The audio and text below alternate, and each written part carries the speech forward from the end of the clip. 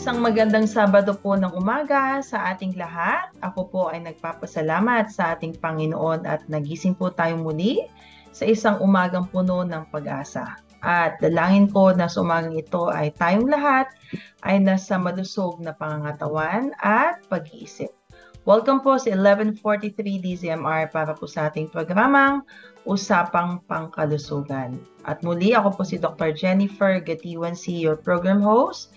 At samahan niyo po ako sa loob ng kalahating oras at pag-usapan natin ang isang napapanahong usapin.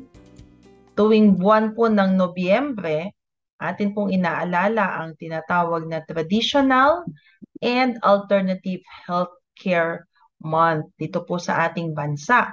No? Ano po ba ang significance nito? This month, we recognize the importance of traditional and alternative medicine to the Filipinos that provides essential health care. Importante po ito lalo na po sa mga kababayan natin na walang access to hospice care or to doctors and immediate nursing aid. Lalo na po sa mga lugar na sa mga baryo, okay, or the far-flung regions. This was declared in Republic Act number 8423 or the Traditional and Alternative Medicine of 1997. This defines traditional and alternative health as a culmination of knowledge, skills, and healthcare practice not confined to biomedicine or what we call the modern medicine. Paano nga ba nag-umpisa itong tinatawag nating Traditional and Alternative Health Month? What is the history behind this?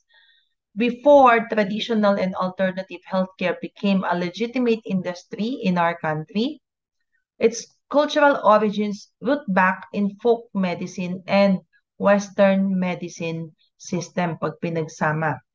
And the demand for these practices was due to the low-income families' financial constraints who could not afford hospice care. Ibig nga pong sabihin, kaya po hindi nawawala itong traditional and alternative healthcare is dahil madami po talaga tayong mga kababayan, hindi lang po dito sa ating bansa, even other countries na walang access sa modern medicine. And some religions also prefer faith-based healing over scientific-based method, which we consider yung mga Western medicine, which even garnered folk medicine a wider following. Ibig sabihin, mas madami pa rin daw nagpa-practice netong folk or the traditional medicine. So dito po sa ating bansa, when you say history of folk medicine, this was popular even during the time of the Spaniard regime, no? Spanish regime. Mula po nang sila ay tumira dito during the 1560s up to the time na early 19th century. People used plants and herbs as medicine. This was when there were no authentic establishments that practiced medicine to treat people. So the locals, yung mga kababayan po natin nung panahon na yon, they became innovative and resilient and resorted to alternative healthcare treatments. Throughout the 20th century, faith healers that include manghihilot, mangtatawas, and albularyo became prevalent throughout the decades. Actually, hanggang ngayon naman, di ba? Ako, as a medical practitioner, madami pa rin po akong mga pasyente na bago ho sila pupunta sa amin, ay nanggaling na sila sa hilot, sa albularyo. So these practices have been deeply ingrained in the culture of Filipinos in terms of access and effectiveness. Noong taong pong 1997, ayun na nga po, it was formally declared to highlight and celebrate traditional medicine culture among Filipinos. So na-legitimize na nga po siya. No? So may mga products na tayong mga herbal medicinal products from soaps to food supplements to vitamins and nutrition-enriched food as valuable commodities in modern Filipino medicine. At nung nga pong kasagsagan ng pandemic, meron pa pong mga webinar event na ipasagawa.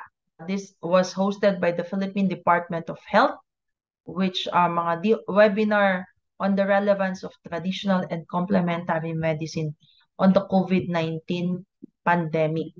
So this webinar was conducted to explore the people's experiences of using traditional and folk medicine for the prevention and treatment of COVID-19. So, ano nga ba ang Philippine Traditional Medicine Program? So, nasabi natin, no, this is already legitimized. Meron po tayong advocates for this traditional and alternative healthcare. Isa silang organization. They are called the Philippine Institute of Traditional and Alternative Healthcare Advocates for the Development and Use of Traditional and Alternative Healthcare in the country. In short, ang tawag sa grupo nila is PITAC, PITAHC. They were created with the objective of improving the quality and delivery of healthcare services to Filipinos by integrating, pinagsama po nila yung traditional and alternative healthcare into the national healthcare delivery system. Ang goal nila is to position the traditional and complementary medicine as a legitimate field of medicine. So, sumisikat na po etong traditional and complementary medicine. Bakit? No? There's an increasing demand of health supplements in our country. Almost doubled mula po no turn of the century. Hindi na yun the usual tablets, so mga health supplements. And the traditional Filipino medicine in the international market are also gaining wider audiences. Mga herbal medicines, at bumabalik daw po tayo sa healthy lifestyle trend na kung saan this contributes further to the rise of traditional medicines and alternative healthcare products over the last 2 decades. May mga sumisikat na rin pong mga gamot tulad ng ampalaya. Kung kayo po ay nakinig noong nakaraang buwan, tungkol po dun sa The Blue Zone, The Secrets of the Blue Zone, yung ampalaya is isa sa mga wonder vegetables na nakakatulong, no, to prevent diabetes, sa ubo, sipon, even some mga accidents like burns and scalds, may medicinal value sila. And yung sambong, popularly being used by doctors, no, Western medicine, to treat kidney stones. So, yan yung mga sumisikat na mga herbal medicines. And it's very important, especially to our poor kababayans, dahil they are affordable and it epitomizes the Filipino culture. Dahil even before the advent of modern medicine, eto na yung mga nakasanayan dito sa atin. And it eradicates the stigma of alternative medicine. The stigma behind alternative medicine still exists today. So, nung na-legitimize to, syempre nagkaroon tayo ng awareness of the legitimacy and effectiveness of herbal medicines. And even the professionals promote them. So, ano po ba yung pinagkaiba ng traditional versus alternative healthcare? Ayan. May pagkakaiba daw po etong itong categories na to. The World Health Organization defines traditional medicine as the sum total of the knowledge, skill, and practices based on the theories, belief, and experiences indigenous to different cultures. So, ibig sabihin, kumbaga yung traditional, pag sinabi natin ito, ma-identify mo agad yan na, dito galing sa bansang ito. Dahil part ito ng kultura nila. Whether explicable or not, used in the maintenance of health, as well as in the prevention, diagnosis, improvement, or treatment of physical and mental illness. To put it simply, traditional medicines are those that are unique or indigenous to a particular country or culture. So, syempre, yung mga ancient civilizations ang sumikat dito tulad ng China, India, and Africa. Examples of which are in China, in Chinese medicine, dito po yung tinatawag nilang the yin and the yang. This is their system of healing, which dates back 200 BC. It proposes that the body should balance between two opposing yet inseparable forces, the yin and the yang. When the two forces are not balanced, the condition may lead to a disease because the vital energy known as the qi does not flow freely in the body. And to restore balance and wellness, the Chinese medicine system uses now a combination of natural products, massages, mga touch therapy, diet changes, or exercise to facilitate healing. Isa sa mga practice nila yung tinatawag na acupuncture and moxibustion, or the application of heat on the acupuncture or the pressure points, are also vital components in Chinese medicine. So yun po yun sa Chinese traditional medicine. Now, let's go to India. The Ayurvedic medicine naman daw po. In India, this healing system came from the word Ayurveda, means science of life. So Ayurvedic medicine is a natural treatment method that considers the body, the mind, and the spirit as having equal importance to one's health. There is also belief that yoga is one of the basic foundations of Ayurvedic medicine. Under the Ayurvedic medical system, the primary treatment methods focus on a person's diet, sa mga kinakain, and exercise or sa kanyang physical activity, as well as the use of herbs sa kanilang mga gamutan. May massage din or the touch therapy, meditation, kaya dun pumapasok yung mga yoga, and controlled breathing. So that's in India, the Ayurvedic medicine. Now let's go to the Western traditional medicine, yung homeopathy. The founder of homeopathy is Samuel Christian Hahnemann. He is a German physician, so doctor siya, who developed the so-called principle of similars, o yung may pagkakapareho. Just like in human pathogenic trials, so medyo Western nga to, wherein sick people receive drug treatments depending on their symptoms. So parang symptomatic treatment. The core framework of homeopathy involves matching the drug to the symptoms of the disease. So, parang similar. Ayun. So, yun sa homeopathy. Now, let's go back to Asia. Okay? This time in Japan.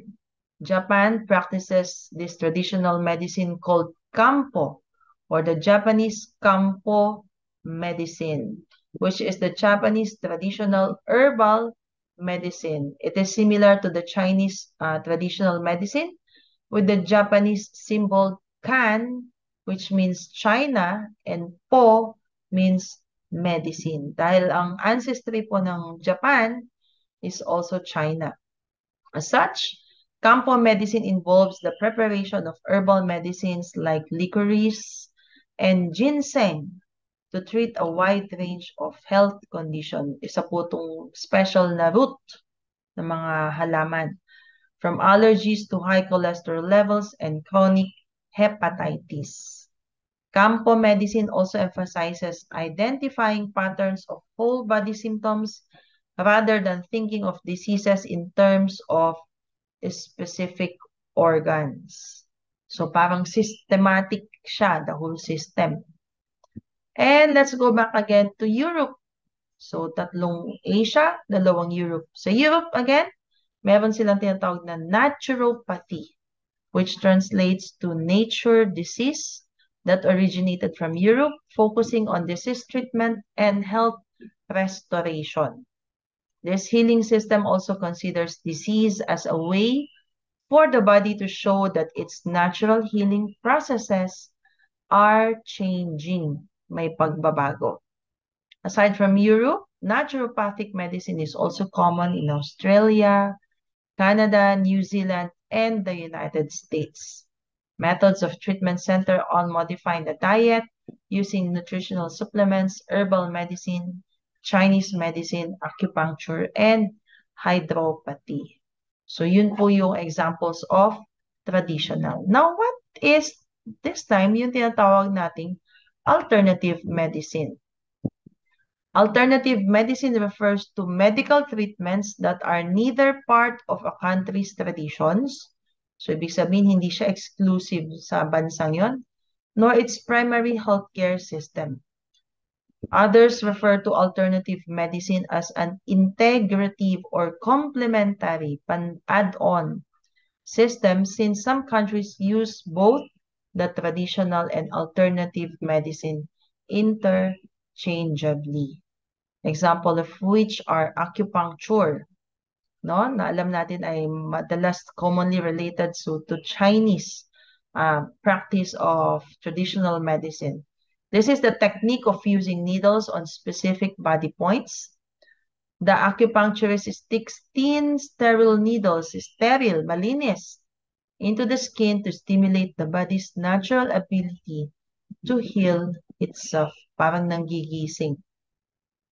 And the studies from the National Institute of Health confirm that acupuncture is an effective treatment either on its own or in combination with conventional therapies like fibromyalgia, osteoarthritis, and asthma, as well as stroke rehabilitation. So, pag sinabi nating Natural Institute of Health, so sila na yung people who are practicing Western medicine.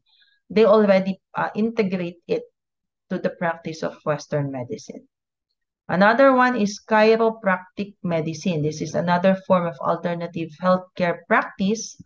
Ito naman ay gumagamit ng special technique of manipulating our spine, no?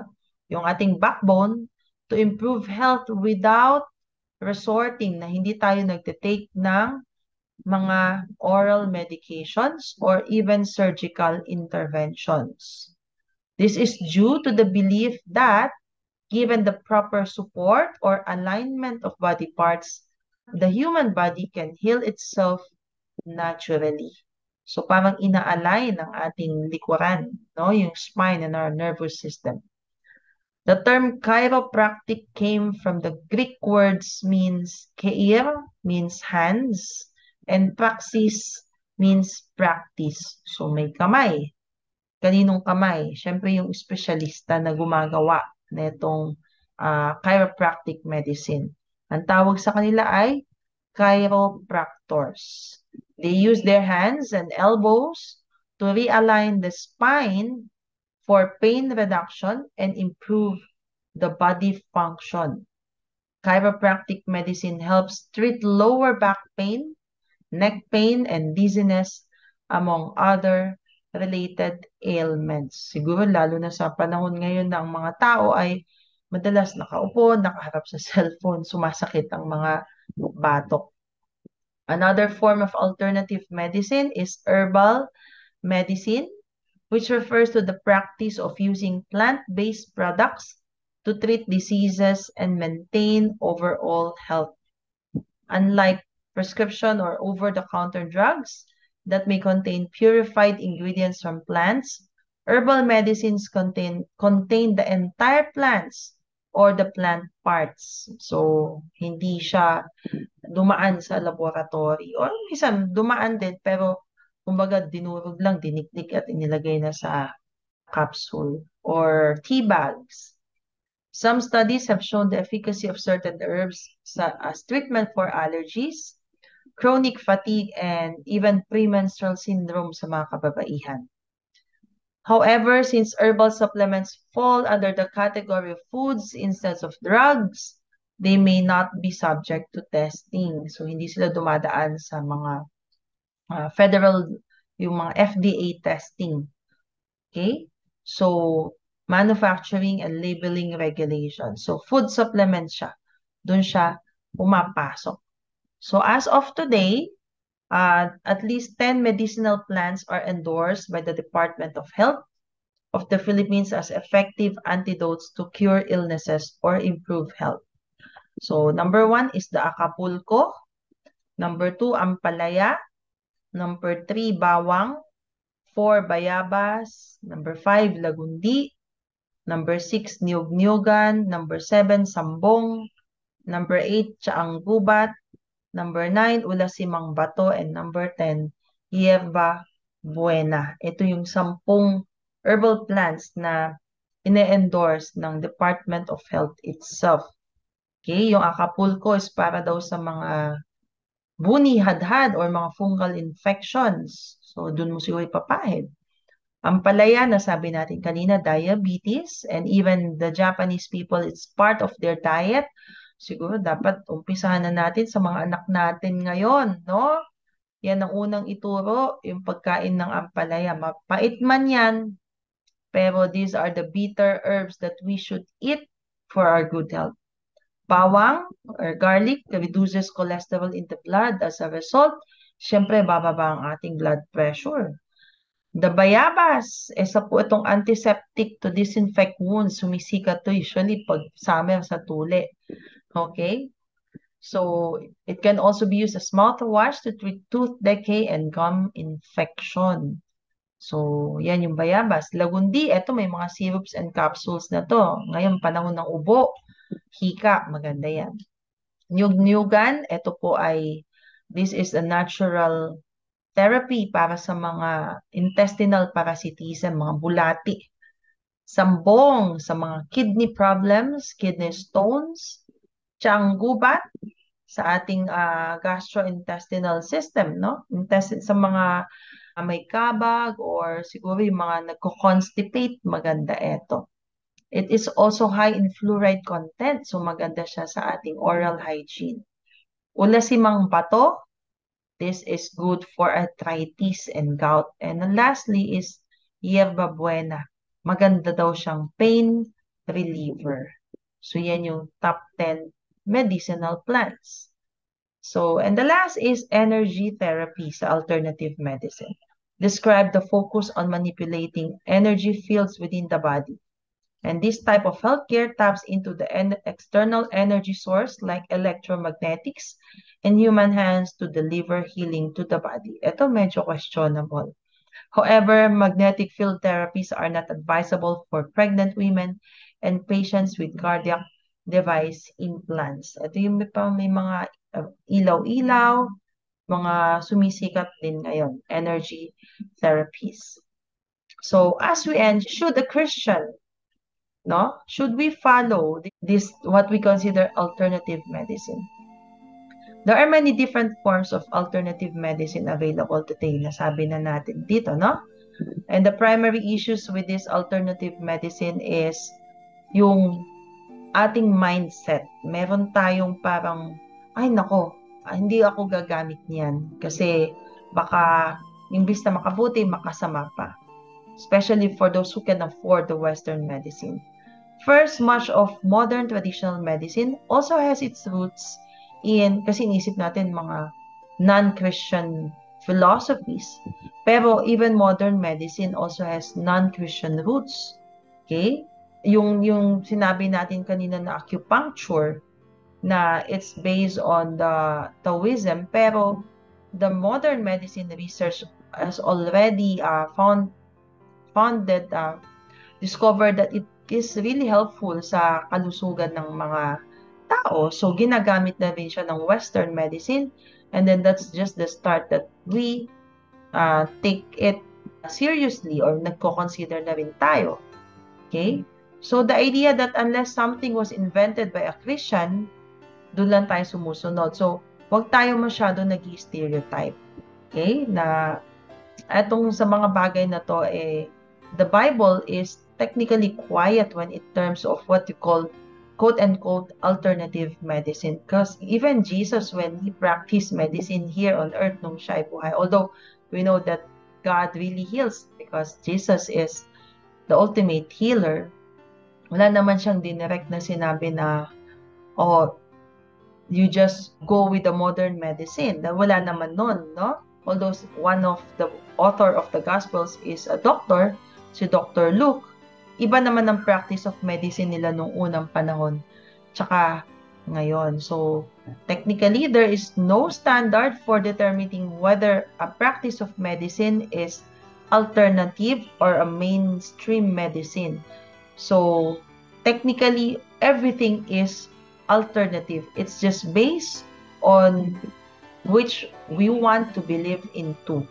So ultimately, the deciding factor in this discussion is whether or not the practice of medicine can be separated from the philosophy associated with medicine or treatment.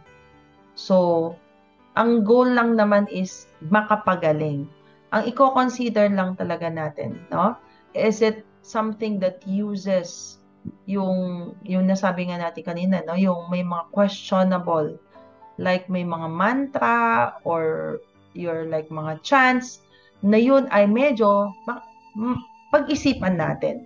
But if there's certain practice na medyo ma-technical, like the acupuncture or the chiropractic medicine na pinagdaanan na rin ng mga research ng both the Western medicine, may mga research na ginawa and it is considered safe and effective, we can go with it.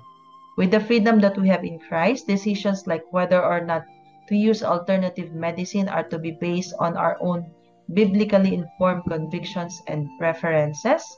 As with everything, sabi nga, Christians are to be wise and discerning. Nasabi nga ni Paul, everything is permissible, but not everything is essential. Ayun. So, dun natin i-base. If it is glorifying to God, no? Lahat naman, eventually, healing belongs to God Himself. So, dun natin i-base. We are free to follow our convictions as long as they are biblically sound and bathed in prayer. What we are not free to do is to force our convictions on others, especially in debatable areas tulad ng alternative medicine. So, ito po yung explanations na kuha natin sa gotquestions.org, wherein they do answer some questions na biblical ang kanilang explanation. So, that's it po for today sa ating programang Usapang Pangkalusugan. Nawa sa sandaling panahon ay may ibigay po tayong linaw at mahalagang impormasyon tungkol po sa alternative healthcare sa araw na to. Aking dalangin ay mamuhay tayo ng malusog sa katawan at kaisipan. Abangan niyo po ako muli sa susunod na Sabado para sa ating programang Usapang Pangkalusugan. Dito lamang po sa 1143DZMR, a proud member of KBP. Ating tandaan ng ating kalusugan ay kayamanang di mapapantayan. Happy weekend po sa ating lahat!